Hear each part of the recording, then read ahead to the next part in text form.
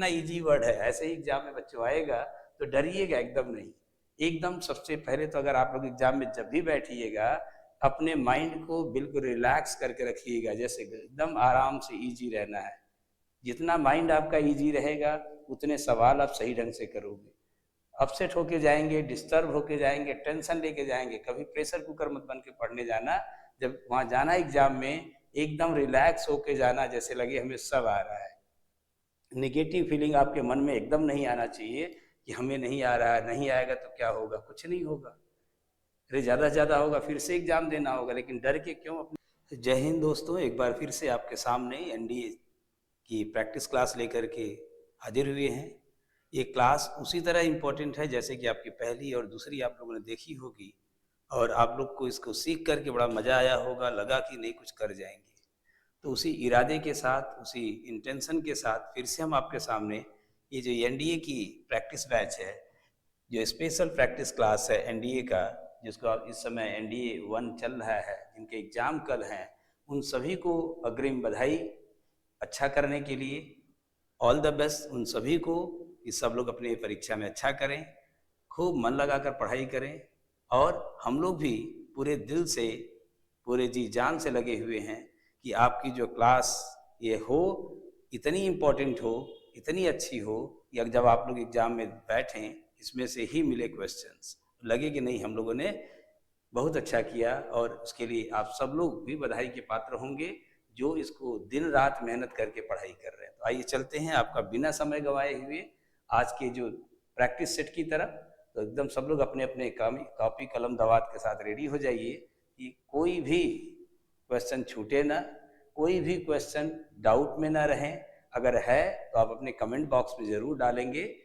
आइए चलते हैं, आज का जो फर्स्ट क्वेश्चन है आपके सामने, जरा क्वेश्चन को पढ़ते हैं। पहले इंस्ट्रक्शंस, आप सभी लोग जब भी आपको पेपर मिलेगा, ये तो सीबीटी एग्जाम आपका होगा, तो उस पर ऑनलाइन में स्ट्रक्चर जो आपका जो इंस्ट्रक्शन होगा, पूरे इंस्ट्रक्शन को पढ़ने के बाद जो इंस्ट्रक्शंस जो पढ़ लेगा वही सही दे पाएगा। बिना पढ़े हो सकता है कुछ इसमें कहा गया और आप उसको ना पढ़ें और गलत ऑप्शन लगा के चले आए।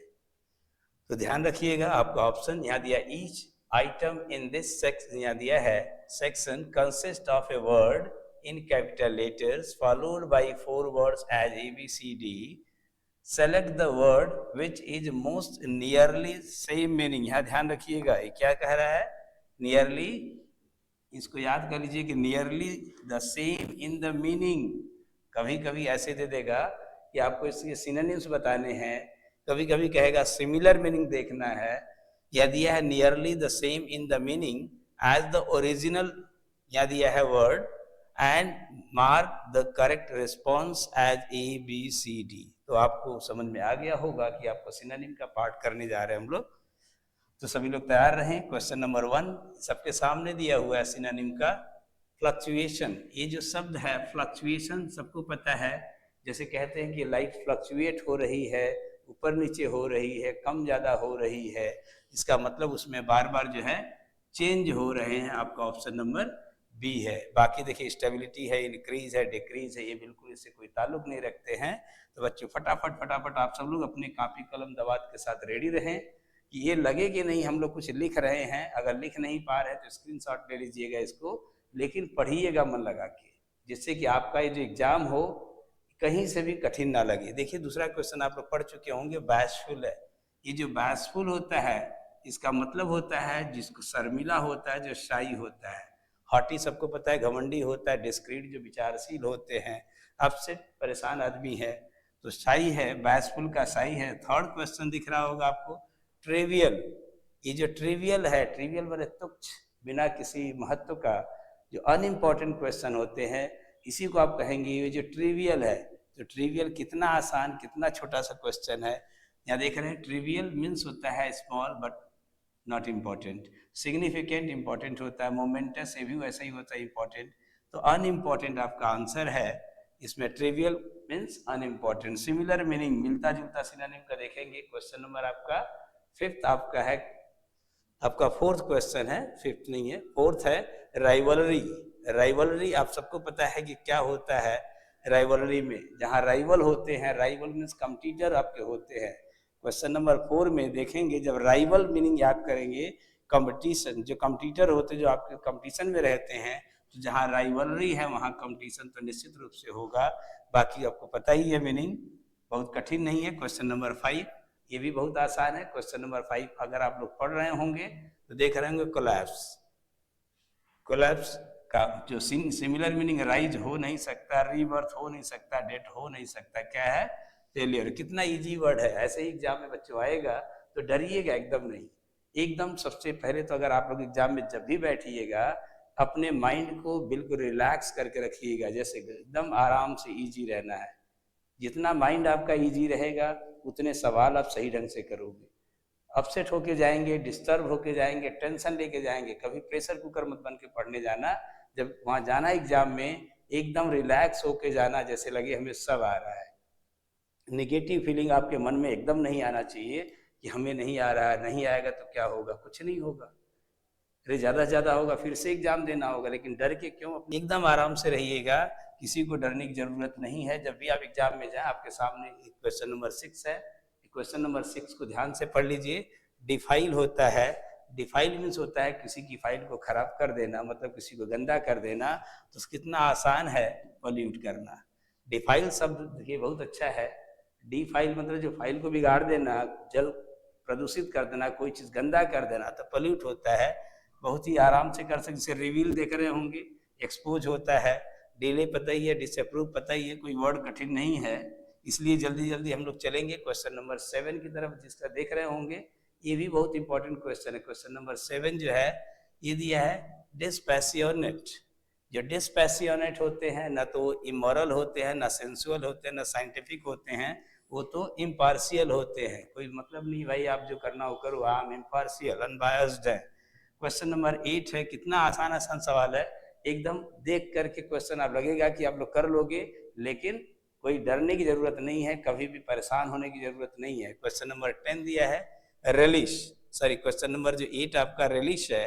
ये जो रिलिश मीन्स होता है किसी चीज का स्वाद वगैरह लेना। क्वेश्चन नंबर जो 8 है उसमें जो है रिलिश है। रिलिश का मतलब सबको पता ही है, जो किसी चीज के स्वाद को चखना। ये क्या है आपका सैवर। जो सैवर है ये मतलब होता है किसी चीज का जो स्वाद लेना, मजे लेना, अच्छा लगना, to feel something good, that is there. और डिजायर, निबल, बाकी सब तो इजी वर्ड है, पता है। आगे चलते हैं, आप लोग पढ़िएगा। मेन पॉइंट आपका जो है सेंटर होना चाहिए। You should have a bulls I. Bulls I means centre of target, तब तो आप कर पाओगे। इधर उधर 10 क्वेश्चन देखेंगे, 10 तरह के परेशान रहेंगे तो नहीं कर पाएंगे। जैसे आपने ऑप्शन नंबर 9 देखा, ये दिया है पिसंट। पिसंट का मतलब क्या होता है, इजीली आप लोग देख सकते हो। जो होता ताकतवर होता है उसी को कहते हैं पिसंट। मीन्स होता है जिसके अंदर ताकत होती है, पावर होती है। तो क्या कहेंगे आप जो है बड़े आराम से सब लोग, यस हाँ सही आप लोग का। इसी तरह से आप लोग बिल्कुल देखते रहें, डरने की जरूरत नहीं है, पावरफुल है जैसा मैंने बताया है। क्वेश्चन नंबर 10 की तरफ चलते हैं। ये जो सिनोनिम का लास्ट क्वेश्चन है 10वां, इसको सब लोग तैयार कर लेंगे। ये ऑमिनस, हमने पिछले वीडियो में भी बताया था, एक वर्ड था ऑस्पिसस। ऑस्पिसस जो शुभ होता है उसी का एंटोनिम बताए थे ऑमिनस। तो इसी तरह से देख लीजिए इसमें से क्या हो सकता है। ऑमिनस जो है ऑस्पिसस का अपोजिट है, शुभ का अपोजिट है तो अशुभ होगा, तो पावरफुल हो नहीं सकता। यूबिक्विटस एक अच्छा वर्ड है, ये जान लीजिए। यूबिक्विटस का मतलब क्या होता है, found everywhere. Found everywhere, found everywhere मतलब ऑमनी प्रेजेंट होता है यूबिक्विटस। कभी कभी ये पूछ देता है one who is found everywhere, तो यूबिक्विटस भी दे सकता है। तो अच्छा वर्ड है, इसको याद करिए। बर्डन सबको पता है, बर्डन वाला होता है। इसमें आपका ऑप्शन कौन सा हुआ, ए, 10वें का ए। अब चलते हैं दूसरे पार्ट की तरफ, देखिए क्या है। फिर से इसको पढ़ लेंगे कि each item in this section consist of a word.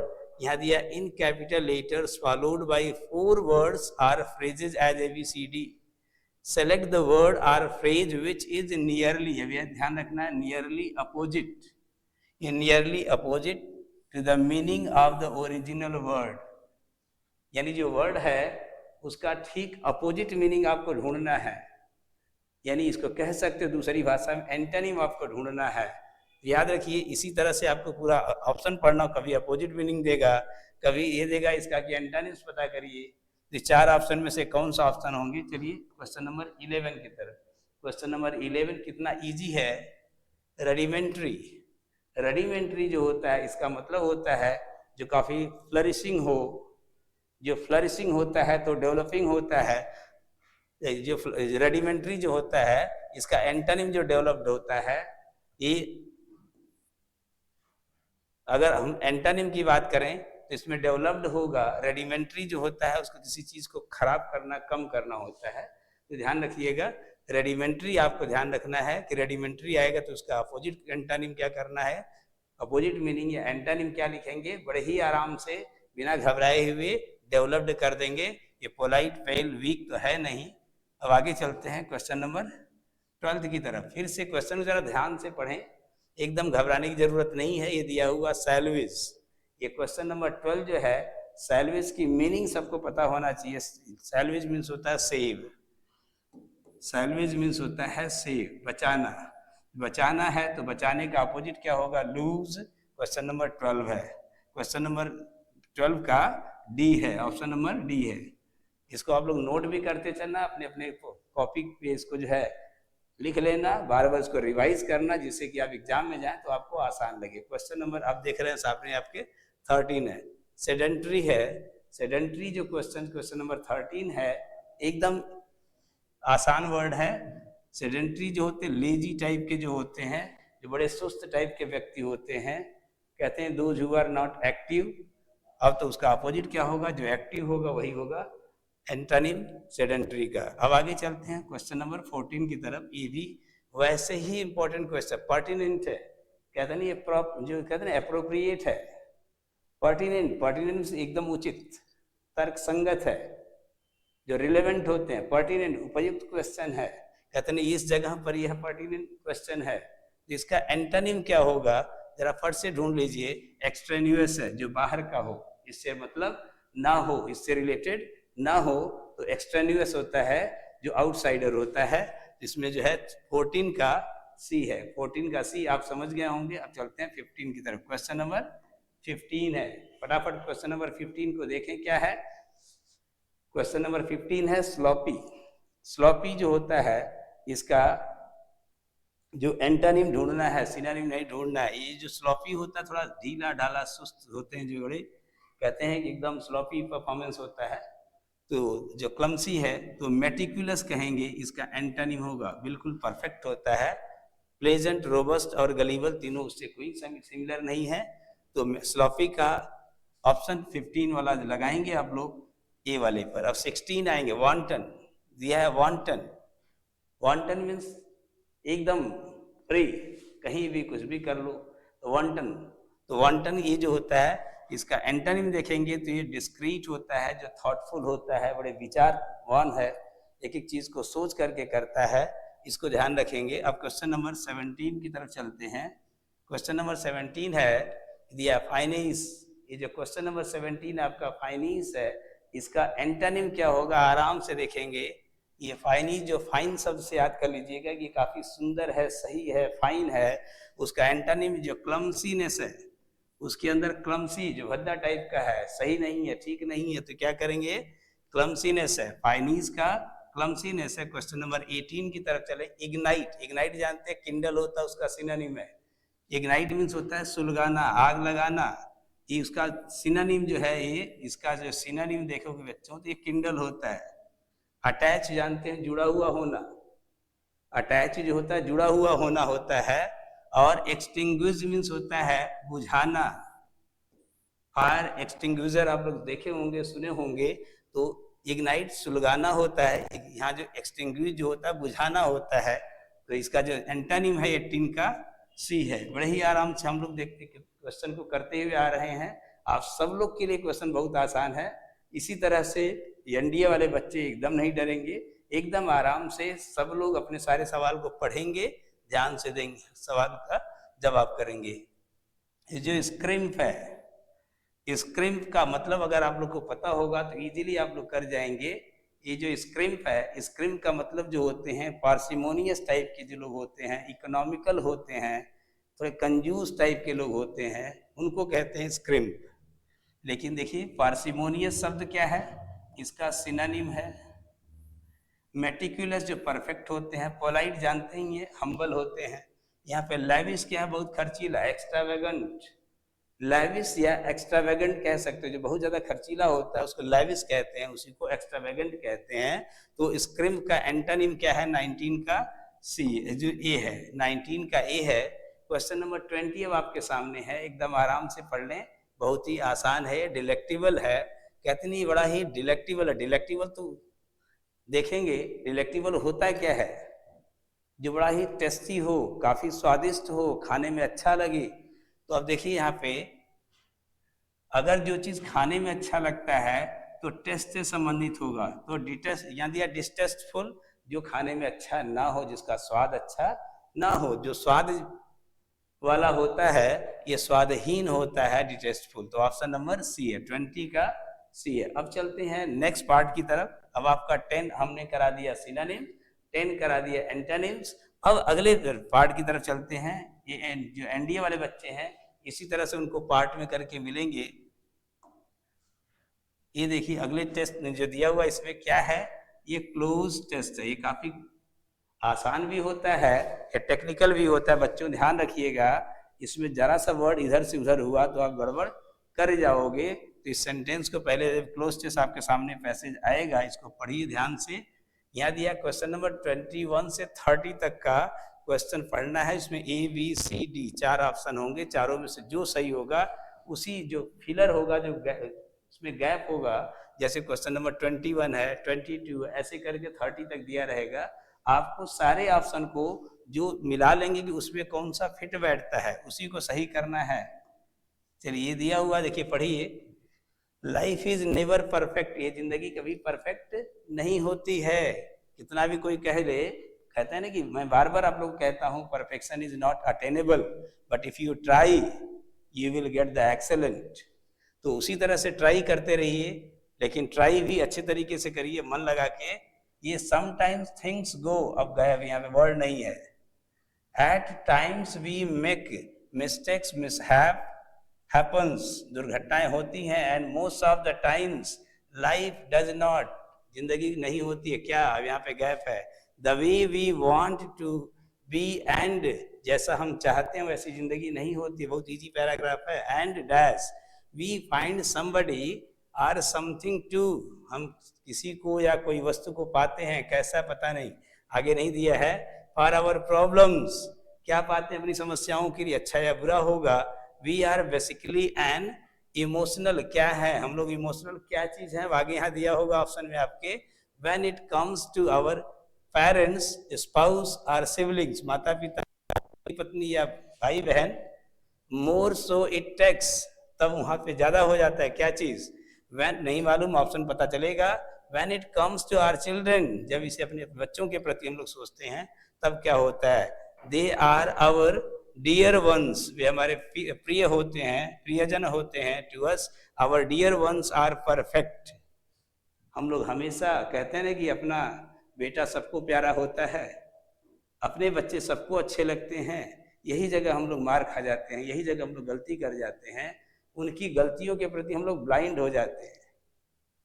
हम लोग ये सोचते हैं we are blind to the mistakes of our children, यही जगह गलत होते हैं, ये गलती हमसे भारी पड़ जाती है। आवर ब्लाइंड डैश, फिर दिया है on them keeps us blissfully dash of their follies, उनकी मूर्खताओं को भी हम लोग ध्यान से नहीं देखते हैं।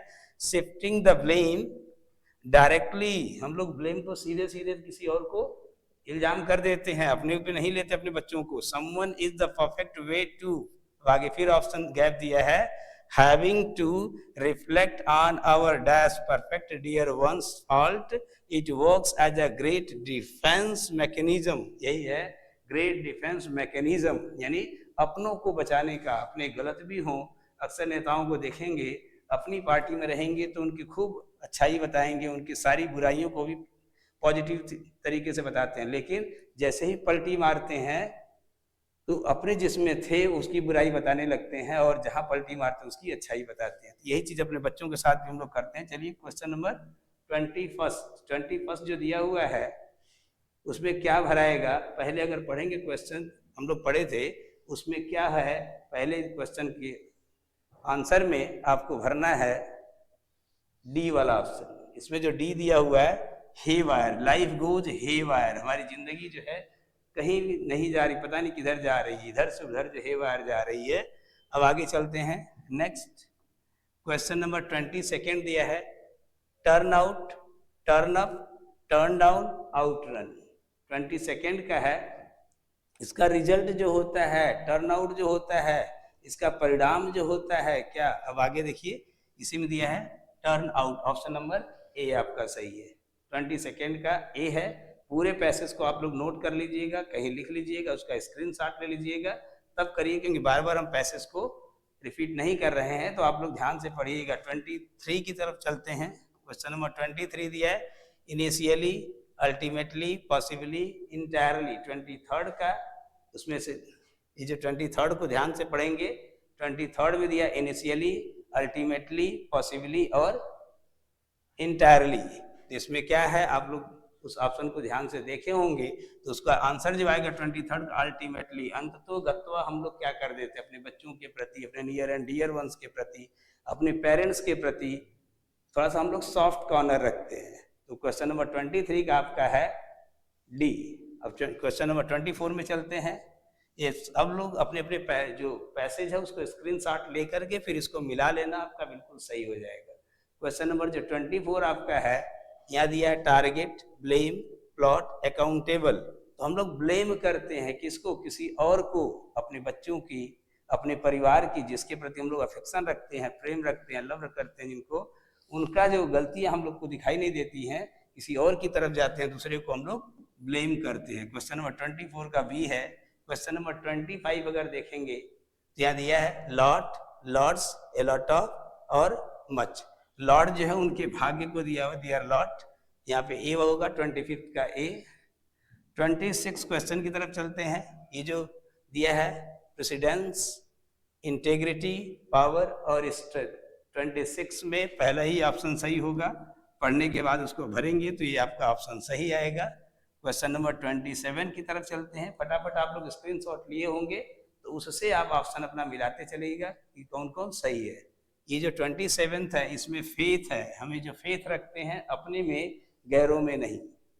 बहुत ज़्यादा लोग अपने बच्चों के प्रति, अपने जो नियर एंड डियर्स के प्रति काफ़ी फेथ रखते हैं, लेकिन दूसरों को जो है उतनी इंपॉर्टेंस नहीं देते हैं। अब चलिए 28 की तरफ चलते हैं। क्वेश्चन नंबर 28 यहाँ दिया है, we are unaware, we are unaware of our fault of children, we are unaware of the fault of our children, our near and dear ones. 28 का आपका है सी। क्वेश्चन नंबर 29 की तरफ चलते हैं।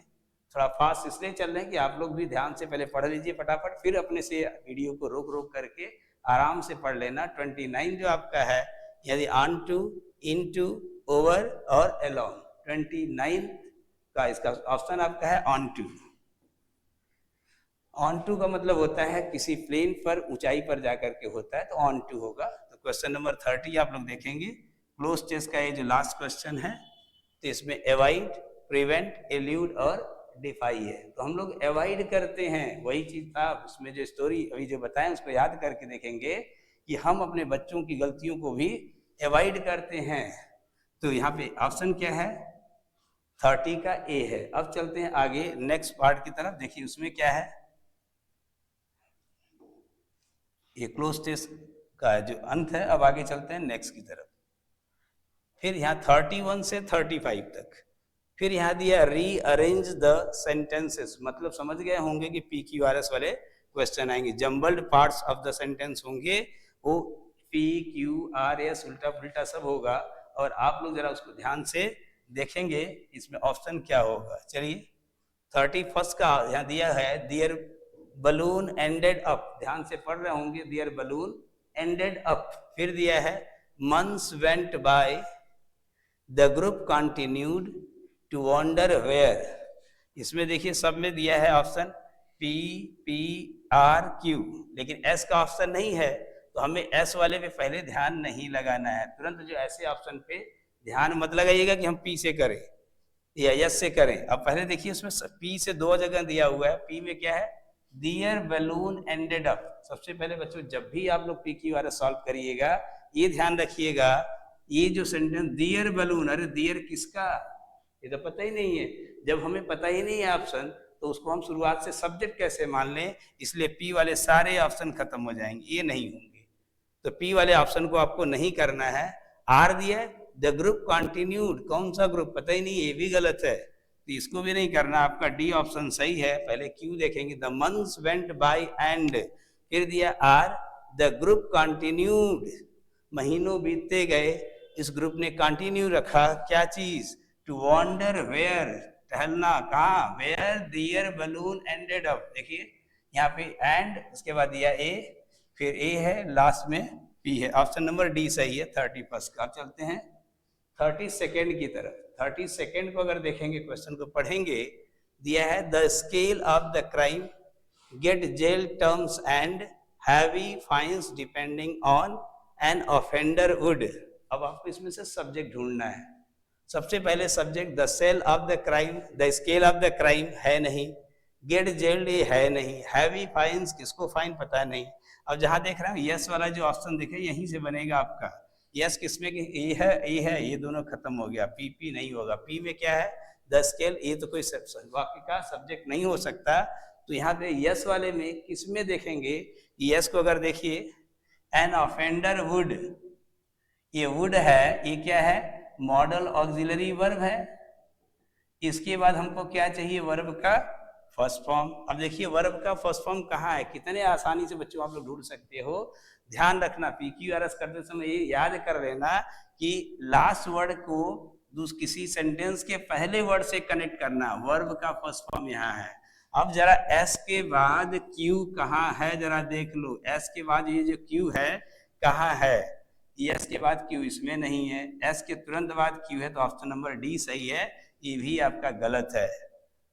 तो ट्रिक से पकड़ेंगे तो आप सब पकड़ लेंगे, अगर रटेंगे तो नहीं आएगा। 33 क्वेश्चन है, ऑफ पेंट टू कोट्स, यदि कोट जो पहनते हैं, two coats give the doors, पता ही नहीं चल रहा है कहाँ से करेंगे, तो ध्यान से पढ़िए, इसको ध्यान से पढ़ेंगे तो आ जाएगा। इसके जो ऑप्शन को ध्यान से देखिए कि सब्जेक्ट क्या है।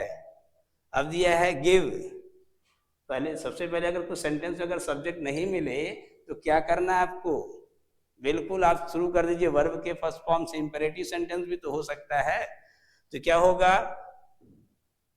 और यहां शुरू करिए, गिव क्या, द डोर्स, क्या चीज देना है, टू कोट्स, ये कोट जो पहनने वाला कोट नहीं है, जो पेंट करते हैं उसको कहते हैं, पेंट के कोट कहते हैं, 2 कोट मार दीजिए, 3 कोट कर दीजिए, 1 कोट कर दीजिए। यहां दिया है गिव द डोर्स, क्या चीज, 2 कोट्स ऑफ पेंट, तो देखिए कहाँ दिया है, एस पहले नंबर पे है, ये जो पहले नंबर पे ये है गिव, क्या देना है, दूसरे नंबर पे ये है, तीसरे नंबर पे क्या है, 2 कोट्स है, चौथे नंबर पे ये है, ये कौन सा है, आर एस क्यू पी, कहाँ पे देख लीजिएगा आप लोग, आर एस पी क्यू है, तो R S Q P A है, ऑप्शन नंबर ए, 33 का ए है। 34 में चलते हैं, जल्दी जल्दी करिए आप लोग। 34 में दिया है what is liked, what she liked with him, her father replied that she could do। अब इसमें देखिए सब्जेक्ट she could do हो सकता है, कि her father replied that हो सकता है, कि what she liked हो सकता है। जरा आप लोग सब्जेक्ट को ध्यान से ढूंढेंगे कि पहले क्या हो सकता है। यहाँ देखिए अगर हम इसको सब्जेक्ट मान लेते हैं, हर फादर रिप्लाइड दैट, अब दैट के बाद कोई सब्जेक्ट हमको चाहिए, एकदम पक्का मान के चलिएगा।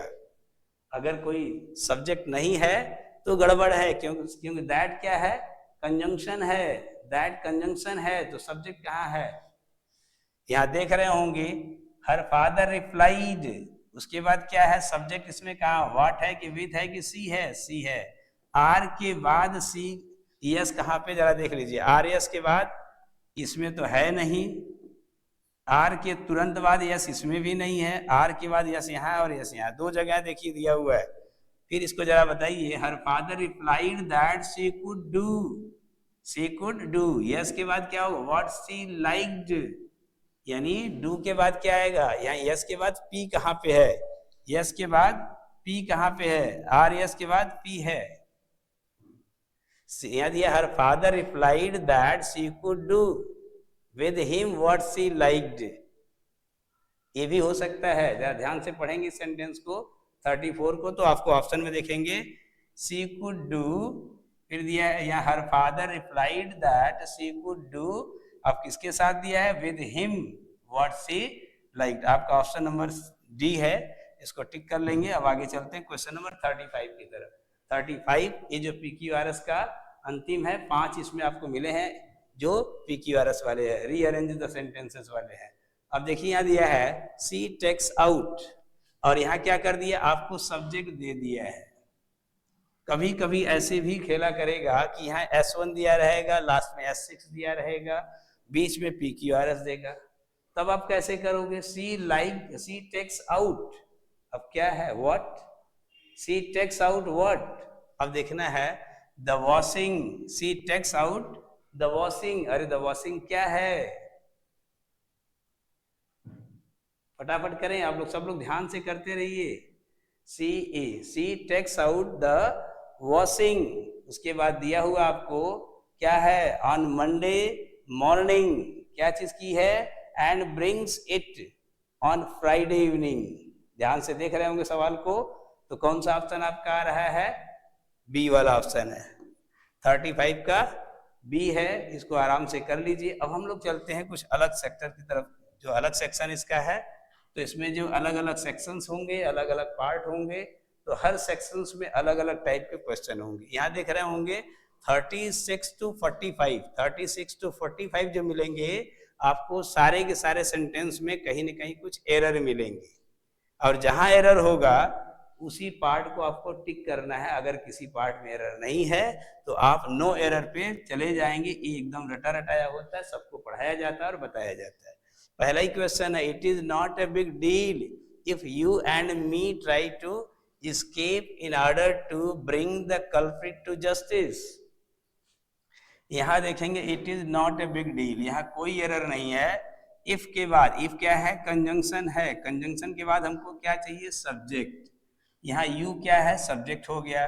एंड, अब याद रख लीजिएगा सब लोग, जो एंड है इसके पहले अगर सब्जेक्ट है तो इसके बाद भी हमको क्या चाहिए बच्चों, सब्जेक्ट। यहाँ मी क्या है, ऑब्जेक्ट है, होना क्या चाहिए, आई। तो आपका ऑप्शन कौन सा हुआ, बी। 36 बहुत ही आसान था, बस ध्यान देना है, गड़बड़ कर देंगे आप लोग तो नहीं होगा। ये इफ क्या है, इफ को याद कर लेना कि इफ कंजंक्शन है।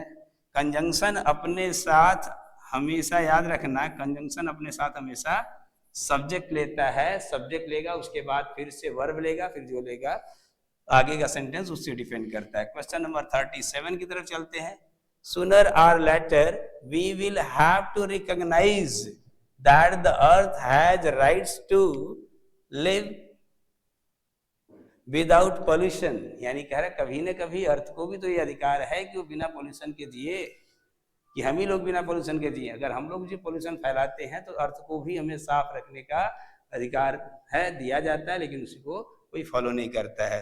तो सबको धरती को स्वच्छ रखना चाहिए, क्योंकि आने वाले समय में हम लोग के लिए काफी कष्टदायक होने जा रहा है। जिस तरह से टेम्परेचर देख रहे हैं बढ़ रहा है, जो डिफोरेस्टेशन हो रहा है, पोल्यूशन बढ़ रहा है।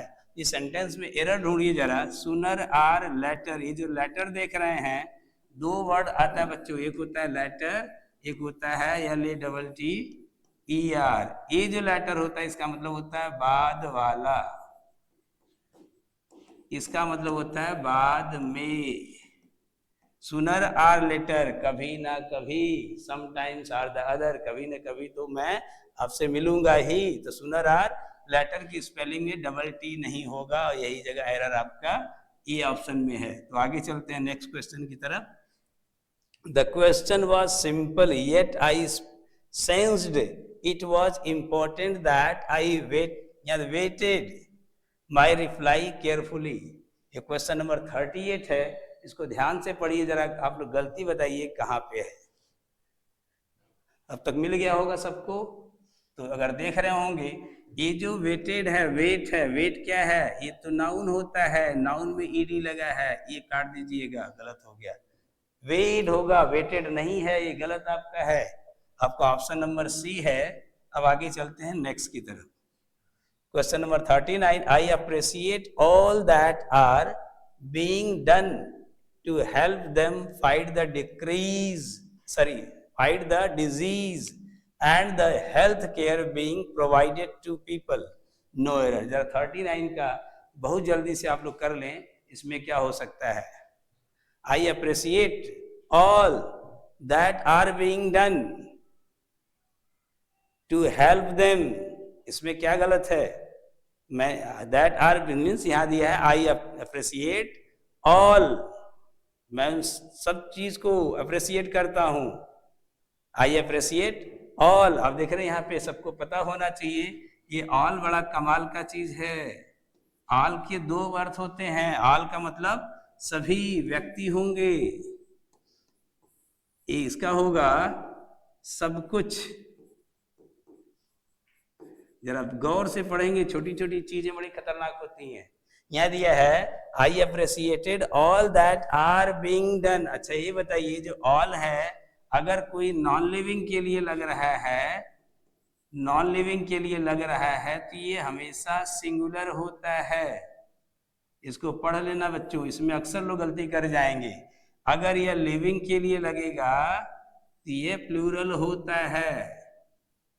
तो यहाँ ध्यान दीजिए, I appreciate all that are being done, जो हो रहा है, काम हो रहा है, तो काम तो ऑल के साथ क्या होना चाहिए, all that is being done to help. Option number A है आपका 39 का, ए है। जल्दी जल्दी फटाफट आप लोग पढ़ेंगे, अब चलेंगे हम लोग क्वेश्चन नंबर 40 की तरफ। क्वेश्चन नंबर 40 भी बड़ा इंटरेस्टिंग है। सिक्किम्स गवर्निंग बिलीव, यहाँ दिया है Sikhism's governing believe in virtuous conduct is the guide to reach ultimate reality. अब सिक्किम गवर्निंग होगा कि सिक्किम गवर्नमेंट होगा, जरा ये डिसाइड कर लेना, यही जगह आपका ए में एरर है, इसको सही आप लोग थोड़ा सा मेहनत करिएगा। क्वेश्चन नंबर 41 की तरफ चलते हैं। For us it is really ironic that either our families or our friends know that we are getting married. No error. Question number 41 जितने जल्दी हो सके आप लोग फटाफट बता दें, इसमें क्या एरर होगा। चलिए, कितने लोग को आ गया होगा आंसर, सब लोग, हमें उम्मीद है सब लोग जवाब देंगे। और ये जो पढ़ेगा वही बढ़ेगा। रट्टा मार के अभी हम बता देंगे, तुक्का मार लेंगे आप लोग, लेकिन आपको समझ में, बात को, कॉन्सेप्ट को समझ में आनी चाहिए। अगर जिसको इसको कॉन्सेप्ट समझ में नहीं आता है, एग्जाम के तुरंत बाद MRT कोचिंग कैंपस का जो यूट्यूब चैनल है, इस पर जरूर आप लोग सब्सक्राइब कर लें, जिससे कि आपको आने वाले समय में द बेस्ट कॉन्सेप्ट के साथ, द इजीएस्ट कॉन्सेप्ट के साथ एक एक चैप्टर अच्छे से पढ़ाया जाएगा। एक एक चीज अभी पढ़ाया भी जा रहा है, लेकिन बच्चों आप लोग का एग्जाम है, इसी वजह से हम लोग अभी तक आपकी तैयारी में लगे हुए हैं कि हमारे बच्चे जो NDA और CDS वाले जितने दे रहे हैं एग्जाम, कोई भी ना चूके, एग्जाम में जो पढ़े हैं वो अच्छा करें।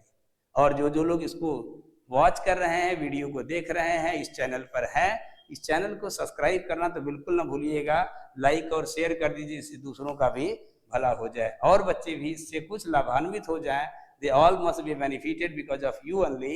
So please, you all must subscribe, share and like the video, because our hard work should be appreciated by you only and your comments are expected.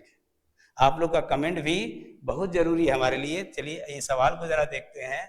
यहाँ पे जो आइदर है, ये बच्चों हमने अपने क्लास में भी बताया था कि जहाँ पे each, every, either, neither, one ये सब आता है, इसके साथ प्लूरल नहीं आता है। यहाँ क्या होता है, सिंगुलर होता है।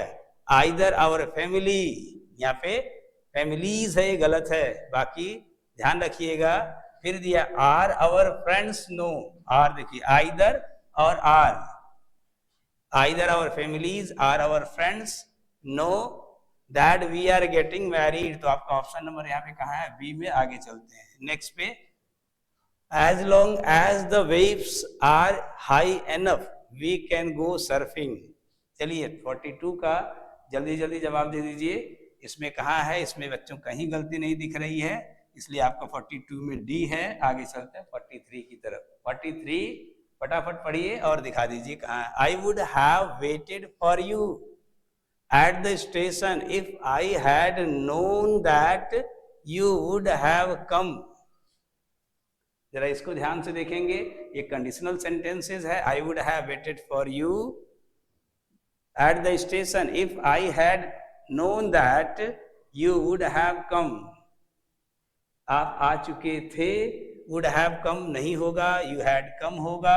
इसलिए याद रखिए इफ कंडीशनल सेंटेंस के साथ फ्यूचर टेंस का प्रयोग नहीं होता है तो आपका ऑप्शन नंबर सी है। 43 का आपका ऑप्शन नंबर सी है, ध्यान से करिएगा। अब आगे चलते हैं नेक्स्ट क्वेश्चन की तरफ। He told his friends that each of them should be able to carry out the order oneself। अब जरा देख रहे होंगे oneself सही है या गलत है। each, every ये सब के साथ तो oneself आता ही नहीं है, ये पढ़ाया गया है। क्या होगा, ऑप्शन सी है। यहाँ पे ध्यान रखिएगा क्या होगा। जिसको नहीं समझ में आ रहा है इसके पहले वीडियो जाकर के जरूर देखें, जिसमें मैंने आप लोग को रिफ्लेक्सिव प्रोनाउन पढ़ाया हुआ है। प्रोनाउन के चैप्टर को भी पढ़िए। यहाँ हिमसेल्फ होगा, ईच के लिए आएगा तो हिमसेल्फ होगा। आगे चलते हैं question number 45। The alchemist is one of the best selling books that was ever published और नो एरर है। क्वेश्चन नंबर 45 जल्दी जल्दी आप लोग दीजिए। क्वेश्चन नंबर कौन सा सही है? The alchemist is one of the best selling books. The best selling books के बाद आगे दिया दैट वाज एवर पब्लिश्ड। अब याद पढ़े होंगे ये प्रेजेंट टेंस में है तो that has ever been published. इसको ध्यान रखिएगा, ऑप्शन नंबर सी है। इसमें ए एरर है, पास्ट टेंस वाला ए नहीं होगा। अब आगे चलते हैं, थोड़ा सा मेहनत आप लोग भी करिएगा। अब आगे दिया हुआ है फिल इन द ब्लैंक्स। इस तरह के भी क्वेश्चन आएंगे जिसमें कि आपको फिलर्स के रूप में बहुत सारे ऑप्शन होंगे जिसको भरना होगा। पढ़ लेंगे 46 to 50 तक में। अब क्वेश्चन नंबर चलते हैं 46 में। A warming planet means glaciers and, यहाँ दिया है परमोस्ट, यहाँ दिया है परमाफ्रॉस्ट आर फिर डैश, कुछ नहीं दिया है, एट ए हाई रेट। अब दिया ट्रांसफरिंग, बॉइलिंग, कूलिंग, मेल्टिंग। 46 में फट से बता दीजिए जो ग्लेशियर्स क्या कर रहे हैं भाई, मेल्ट कर रहे हैं, मेल्टिंग में आ जाएगा। अब आगे चलते हैं 47। Residents can dash to these developments if they wish. वे क्या कर सकते हैं, अवॉइड कर सकते हैं रेसिडेंट, एडमिट कर सकते हैं, प्रिवेंट कर सकते हैं या ऑब्जेक्ट। देखो प्रिवेंट तो नहीं होगा, क्यों नहीं होगा, सबको पता होना चाहिए। प्रिवेंट के बाद हम क्या लगाते हैं, है क्या, यहाँ पे टू है। अवॉइड के बाद भी टू नहीं आता है। अवॉइड के बाद आईएनजी फॉर्म नाउन वगैरह लगाते हैं, अवॉइड डूइंग दिस थिंग्स। तो आप लोग याद रखिए ऑब्जेक्ट के बाद ही हमेशा टू आता है। जो ऑब्जेक्ट है उसके बाद टू आता है, तो यहाँ पे क्या होना चाहिए, ऑब्जेक्ट। आपका ऑप्शन नंबर डी है। 48 की तरफ चलते हैं। The party intend to take no part in the, अब आगे यहाँ दिया हुआ है कई जो ऑप्शन है, of a new treaty of union. Question number ये आपका जो 48 है इसमें कौन सा ऑप्शन है, फटाक से बता दीजिए। कंसेशन है, नेगोशिएशन है, रिसेशन है या कंक्लूजन है। The party intended to take no part in the of the new treaty union. जो न्यू ट्रीटी यूनियन उसके निगोशिएशन में पार्टी जो है उसमें इंटेंड नहीं थी पार्ट लेने के लिए, भाग लेने के लिए। एक कंसेशन है नहीं, रिसेशन मंदी होता है, कंक्लूजन निष्कर्ष होता है, निगोशिएशन बातचीत होता है दो पक्षों के बीच में। आगे चलिए, I have no. I have no के बाद क्या दिया है, मोटिव्स। या देखिए यहाँ पे मोटिव जैसे ही आता है वहाँ अल्टेरियर मोटिव होता है, जो निहित या गुप्त कोई अपना मकसद होता है। तो जहाँ मोटिव आए बच्चे वहाँ पे अल्टेरियर मोटिव भरना, पोस्टेरियर, इंटीरियर, एक्सटीरियर नहीं होगा। आज का ये लास्ट क्वेश्चन जो पेपर का होगा, ये सब सारे क्वेश्चंस को आप लोग पढ़ लीजिएगा, लास्ट आप लोग खुद जवाब दे दीजिए। The sound of distance thunder, thunder जानते जो बिजली की गड़गड़ाहट, तो जब बिजली गड़गड़ाती है तो आवाज हमें सुनाई देती है। थंडर बीकेम प्लेनली, एकदम साफ साफ क्या हो रही थी, वो एडिबल हो रही थी कि विजिबल की, ऑडिबल की, परसेप्टिबल। गड़गड़ाहट की आवाज, ऑडी शब्द जहाँ पे AUD शब्द है इसका मतलब साउंड से संबंधित है, सुनने से। तो यहाँ पे ऑडिबल है। कैसी लगी ये क्लास आप लोग अपने कमेंट में, उम्मीद है कि जरूर आप लोग अपना कमेंट, प्रेशस जो कमेंट है जरूर दीजिएगा, क्योंकि ये हरिवंश सर की क्लास एमआरटी कोचिंग कैंपस के इस यूट्यूब पर जो चल रही है केवल एंड केवल आप सब लोग के लिए है। आप सब लोग अपनी परीक्षा में पास हो। एक बार फिर से आप सब लोग को ऑल द बेस्ट और अग्रिम बधाई एडवांस में आप लोग सभी लोग को। Congratulations for your success in the examination. Thank you, all the best.